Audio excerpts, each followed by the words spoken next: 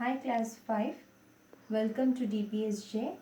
Today is 21st April and I am going to continue the second chapter which I have started in my previous class, that is chapter 2, episodes from the Missile Man's life. I have started this chapter and I have sent you the picture of this book, of this chapter. Okay, so I think the picture is with you. So please just look at this page number 10 from that picture. I am going to do the page number 10 today. So let us start our class. Abdul. So we are learning about APJ Abdul Kalam. So look at the book. Abdul, call your appa. Food is ready. His ammi used to say every evening. So who is calling Abdul? Call your papa. Abdul's mother is calling Abdul. Okay. Food is ready. His ammi used to say every evening. So every evening his mother is to call him and say that call your appa, food is ready. Every day they sat together on the kitchen floor and ate the food spread on the banana leaf. So every day where they used to sit? They used to sit on the kitchen floor and they ate the food spread on the banana leaf.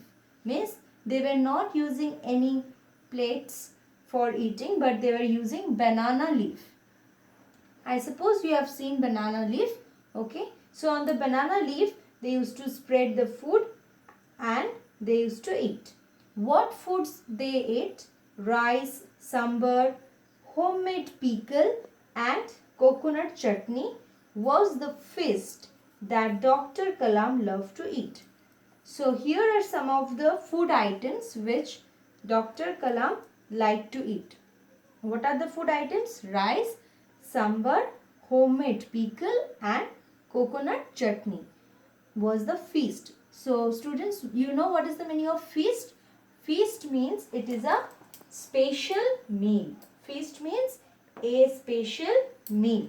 So now see next. In his childhood, he was greatly influenced by Samsuddin. When Abdul Kalam was small, means in his childhood, he was influenced by Samsuddin. Who was Samsuddin? He was one of his cousin. Okay. So Samsuddin was one of his cousin and he influenced Abdul Kalam. He was a newspaper hawker at Rameshwaram. What was his cousin doing? He was a newspaper hawker. Who was the newspaper hawker?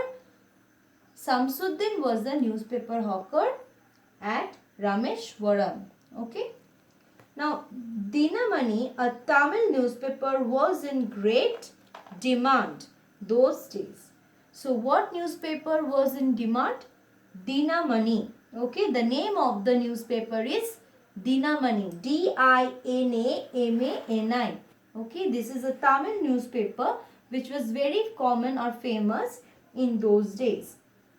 Kalam was too young to read. Okay, that too young to read means he was very small. Though he was small, but he was interested in reading newspapers. That's why he's telling that he was too young to read. That means he cannot read the newspaper. Means no one of his age actually read the newspaper. But Kalam was having some interest on this newspaper. Yet he used to borrow the paper from Samsuddin and go through it every day. So Kalam was so much interested in reading newspapers that he used to borrow it. Okay, he used to ask this type of newspapers as his cousin brother. I told that is as his cousin Samsuddin was a hawker selling the newspapers. So he used to ask newspaper from him and every day he used to go through that newspaper. Means he used to read that newspaper. He tried to satisfy his quest for knowledge by looking at the pictures in the newspapers. Quest means thirst or here quest means it is given search. Okay, you can get the meanings also in your book. So quest means here search or thirst. So he tried to satisfy his quest for knowledge by looking at the pictures in the newspaper. That means Abdul Kalam, he was such a person, means he was having some thirst for knowledge. Okay, that means he always wanted to know more about the world or about anything. So he was very much interested in reading newspapers, in finding out new facts and learning anything new thing. So that's why here it is written, he tried to satisfy, okay, by reading the newspapers, whatever thirst he was having for gaining knowledge, he was satisfying that by looking at the pictures in the newspapers. He used to look at the pictures in the newspaper. Once he learned to read, he was always surrounded by books. So when he started to learn, that time, what happened? He was surrounded by many books. Mr. Manikam, okay, Mr. Manikam, his neighbor.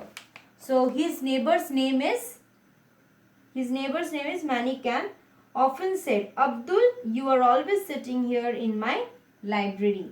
So Abdul used to sit in his library always, and that's why he used to tell, and Kalam would shyly smile at him.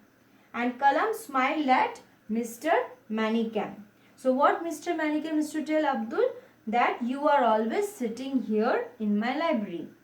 Kalam read every book that he could lay his hands. Means wherever Kalam kept his books, or wherever the books was there and Kalam put his hand over that book, he tried to read that. Okay, so read every book that he could lay his hands on and become a well-read person.